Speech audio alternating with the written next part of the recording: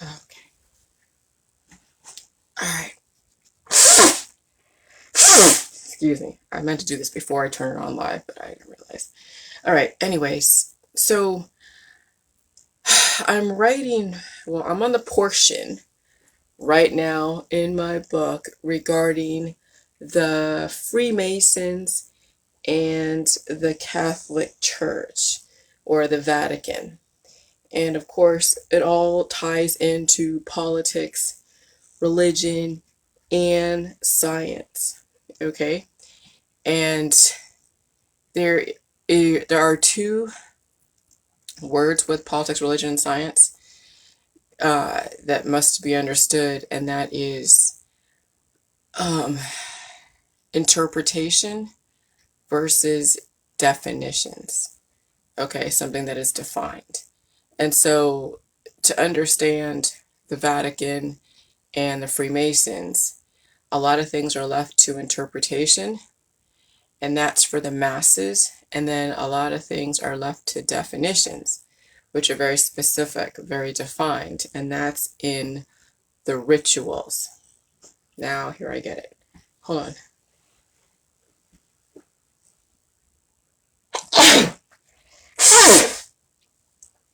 Okay. So,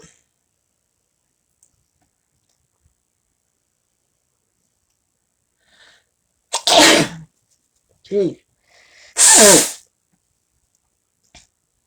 Whew. Sorry, just got a little sneezy attack. Okay. So the rituals and the ceremony, well, the rituals, the sacrifice, and the ceremonies are the defined specific things that are in politics, religion, and science. But politics, religion, and science, in a larger sense, are left to interpretation. And so when we understand what rituals and sacrifice and ceremony are, that is the Vatican, that is the Freemasons. They both are one and the same.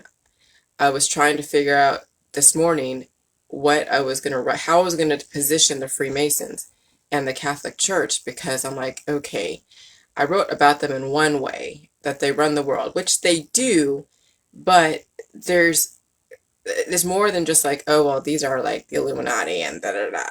Um, there's a whole point behind the 17 influential families that do reside on both sides of the spectrum. The pluses and minuses, the keeping of the balance. Okay, and so since Sunday and this is Memorial Weekend, we're looking at rituals and sacrifices and ceremonies. And we know that Memorial Weekend is about sacrifice, human sacrifice, sacrificing for freedom. What are we being free from? The bad people over wherever. Okay, so that justifies the sacrificing of human life. You could say it's from back in World War II. Okay, I get it. That was a huge war, and we thank everybody who did give their life to freedom. But that was back in 1940 something. At some point, we need to move forward, but that would be blasphemy to a lot of people out there.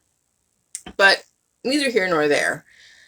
Let's look at ritual, sacrifice, and ceremony. Ritual is something that you do routinely every day, and it can be personal, okay? It's like washing your hands, brushing your teeth, going to the bathroom, giving your dog water. It's what gives life to what you want to work in your life, what you want to happen to keep and maintain life. If I didn't take my dog out every day, she'd be pissing on the floor. If I didn't feed her every day, she would be starving. If I didn't feed myself or go to the bathroom or do whatever, I would not maintain my existence. Okay, so rituals are things of such that are part of a routine that you give energy to that maintains existence. Okay, well, on a collective level, rituals are like going to church, like tithing, like going to your job, like anything that you give life to maintain its existence, whether it's maintaining its existence so you can exist, or it's maintaining existence of like some establishment. It could be a church, it could be a temple. It could be, your gathering of females, or sorry, women. And so rituals are something that people rely on the energy because it maintains their existence. So it could be your personal existence, or it could be somebody else's personal existence, or somebody else's existence, or a group of people's existence. And then sacrifice is, where is the energy derived from? Where are you taking that energy to give energy to something? Okay? And so that's the whole thing about the secret societies. I had to figure out, okay, how am I going to write about secret societies? And how am I going to at least position this whole thing with secret society? Well, why they had the secret societies is because it is not only that it's about the Trinity and puppeteering people, but it's also about the sacrifice, human sacrifice. In a civilized society, actual human sacrifice or animal sacrifice happens against the law and underground. Okay, you're not really going to see anyone state sanctioning human sacrifice in a way that you see like in the Incas and the old world. The new world is, okay, we're going to do human sacrifice, but it's going to be with permission. It's going to be with your consensus. It's going to be with your voluntary going to the altar, voluntarily going to that operating table, voluntarily doing the things that a sane person who probably is immortal would not do if they understand really what it is. Okay? So sacrifice is finding the energy to give to a ritual. And so, yes, that is what props up biotech, though they give life to stuff, but they also can take it away. See, biotech understands how to give life to things and take it away. And people don't realize that. So they're all like, oh, I love biotech, which, okay, I get. I love biotech. They're very innovative. They bioengineer. They're giving us great, amazing, tools and technology to advance civilization. But then biotech could also siphon the energy and take away your life. Okay, and that's the other side of it. That's the sacrifice side of it that most people who are starry-eyed don't realize. And so in order to give life to something, to have a ritual, energy must be extracted from somewhere else. Well, where do you think it comes from? It's not for free. It doesn't just come out of outer space and you harness it like in a... No, it has to be carried by a host. Energy is carried by a host. Let me tell you, I wish that we can just take the energy in the air and then go power my computer or power my TV. But no, it has to go through conduits. So energy goes through conduits and it powers things, and then it has the ability to give life to something, or it has the ability to be siphoned away by something else.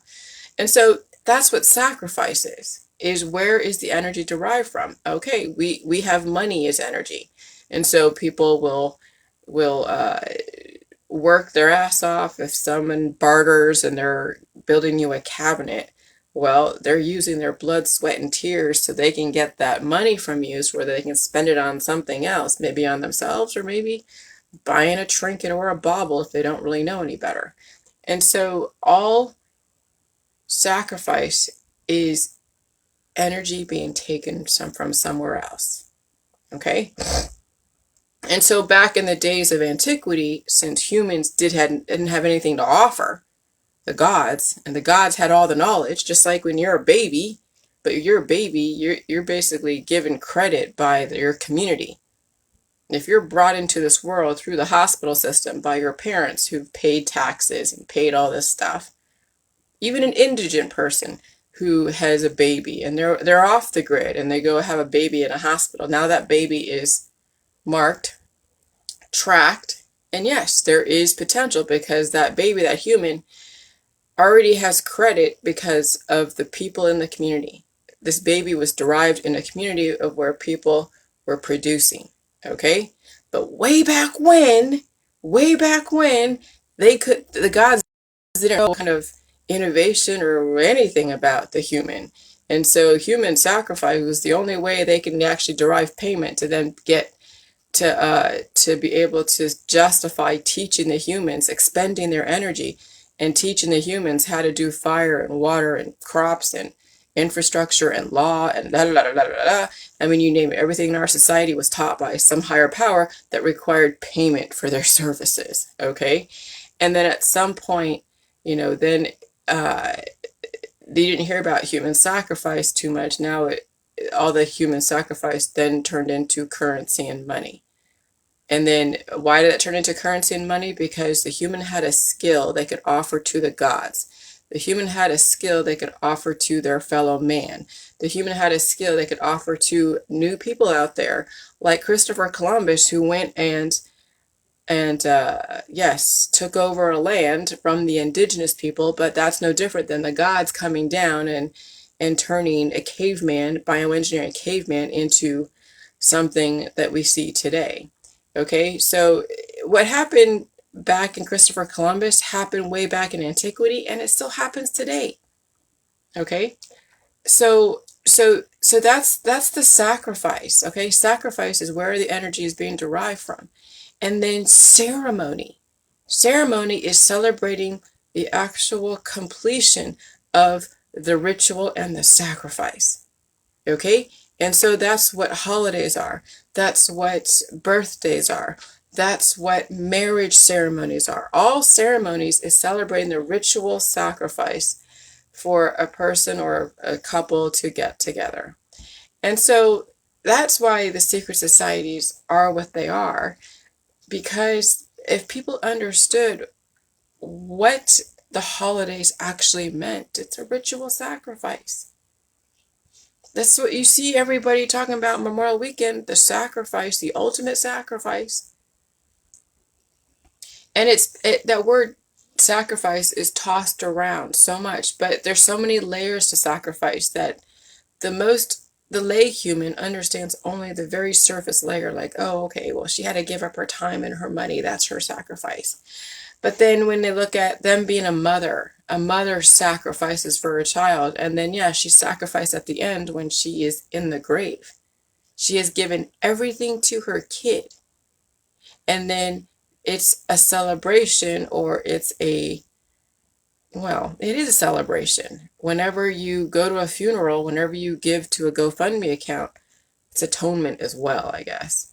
Whenever you ask for prayer, it's a celebration that that person gave all of their life force to you. And those that are the closest to that person, they are the ones that are going to be steering that whole ceremony, which is the wake, which is the GoFundMe account, which is the funeral, or all of that. And so that's why churches, and that's why synagogues, and that's why all organized religion and politics and science are very ritualistic, because they have to be. They're giving energy to something and they're taking energy away from something. And it has to be done on a daily basis. Of course, you get up every morning to give energy to your dog, to give energy to your kids. You have rituals at home, and then you have weekly rituals, and then you have monthly rituals, and then you have rituals to all of your different associations. Every single organization has some kind of ritual, okay? And then also sacrifice, human sacrifice. And then also, and that doesn't always come out in like, an altar with a knife. Human sacrifice is how much energy are you going to siphon from a person, place, or thing to get what you want. Okay, and then you see that all over Facebook. Everyone's trying to grab market share, energy share. They're trying to trigger you to get the most energy from you. And there are very adept, manipulative people that will trigger you into being so upset. And then you're all reacting, and you're buying their t-shirts, and you're buying their books, and you're buying all their crap because they found a way to get to your biochemistry. Those are the master manipulators that are just siphoning energy that they really have nothing, they don't know what to do with it, because obviously they're aging and degrading. And when you're trying to grab so much market share, it's because you're so depleted, but you're not really processing and retaining that energy. So it really is wasted energy. But you're also making somebody else rich. And so that's the thing is about energy and ritual and sacrifice and ceremony. is that it happens at the micro level, like in your home, and it also happens at the macro level in politics, religion, and science, and organizations and foundations and everything. And so I just thought of this morning because I know I have to write about the Freemasons and the Catholic Church and the New World looking for order. And I have to find a way to position this information of why it is their secret society. Why is it they keep their rituals all to themselves? Well, because it seems kind of weird, when you have one set of rituals that are happening behind closed doors in a Freemason type of temple. Then you have another set of rituals that happen in a church and a synagogue open to the public. Secret rituals like the skull and bones, it can be a little bit weird. It can be very weird. But it's probably closer to the truth that you see behind closed doors than you actually see out in the public. Out in the public, those rituals and sacrifices and ceremony are very sanitized so the masses can handle it. If they actually knew what happened behind closed doors, they would be like, holy crap. But then when people voluntarily give themselves to biotech for nipping and tucking, that is a ritual, that is a sacrifice, and then there's ceremony to that as well. Okay? And so, well, then you said, Jillian, biotech is innovation. Yeah, when they're all playing with the viruses, and then they happen to get released by mistake, and now the whole environment has to now adapt and evolve to that virus. Either you have what it takes to actually evolve and adapt to that virus, or you're going to biotech to try to find a way to transition to that new evolution. So biotech also helps with the food supply. If you have a virus that is that aggressive that your body has to adapt to, then you better have the food supply that's also bioengineered with so much stuff to it. So you have the constituents and the covalent bonding and the insulation to handle that transducer, that piezoelectricity that's in the viruses, that's in the shedding of the therapeutics, that's in the 5G and all the electricity. And so biotech, yes, I use biotech for my benefit, not to my detriment. Those of you try to use them for both, and yeah, in the end, it's to your detriment. Okay, so you don't use biotech, you don't do anything else, you don't do jelly juice, because jelly juice is bioengineering as well. Jelly juice is an innovation. But if you don't do jelly juice and you don't do biotech, then your body is going to be like a body out there in the bush that never had access to any kind of innovation, and it's just, living a very Darwinian lifestyle, and the atmosphere is going to cannibalize you. That's what people don't understand. They're like, oh, don't take a vaccine. Don't do jelly juice either. Don't do anything. As their body is rapidly aging and degrading because the amount of electricity in the environment is actually siphoning the energy from that person. So, there's definitely a method to all this madness, but I had to find a way to talk about the Freemasons and the Catholic Church. And yes, the Catholic Church has rituals and sacrifices and ceremonies. And the Freemasons have rituals and sacrifices and ceremonies. So, and you have rituals and sacrifices and ceremonies because you were taught by the Vatican and you were taught by the Freemasons in politics, religion, and science. And that's how all this shit's tied together. All right, I got my chapter. Thank you very much. Bye.